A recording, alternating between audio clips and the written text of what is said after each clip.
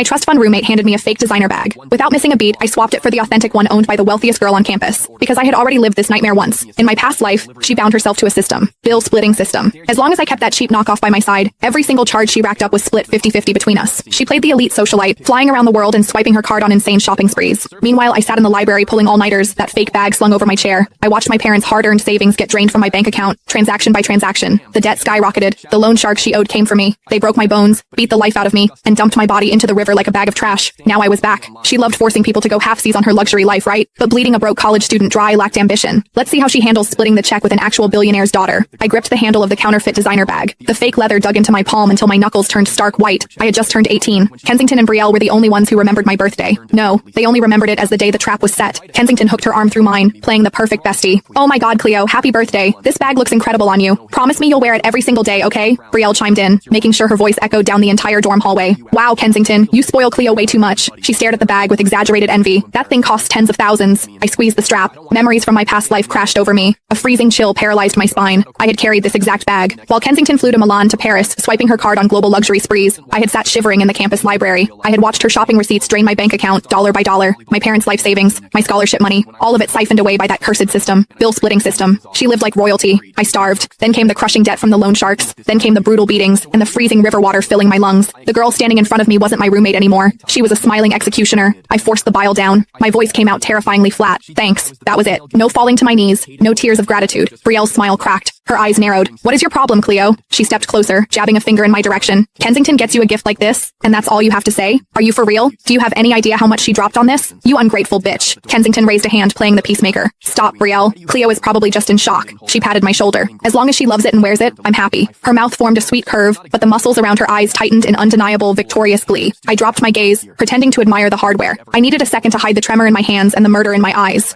My phone screen lit up against my palm. A news alert popped onto the lock screen. Florence, daughter of the state's wealthiest tech billionaire, to attend the university's charity art gala this weekend as a VIP guest. My pulse hammered against my eardrums. Florence, the heiress. In the attached paparazzi photo, she wore a couture gown. Slung over her shoulder was a bag, a six-figure, limited edition piece. The ultimate flex of untouchable privilege. It was the exact same brand, the exact same model, the authentic version of the cheap fake I was currently holding. A reckless, borderline psychotic plan clicked into place. Bleeding a broke scholarship student dry was child's play. Let's see how she handled splitting the check with the actual daughter of a billionaire. I tipped my head up, curving my lips into a faint, paper-thin smile. Kensington beamed back, soaking up what she thought was my pathetic gratitude. My fingernails dug half-moons into my palms. Not this time. The next day, I walked back into the dorm room with the knockoff slung over my shoulder. Kensington and Brielle were doing their makeup, whispering huddled together. They traded a smug, loaded glance the second I walked in. I ignored them, making a beeline straight for Dakota's desk. Dakota was a total clout chaser. She constantly drooled over Kensington's designer stash, desperate to claw her way into their little inner circle.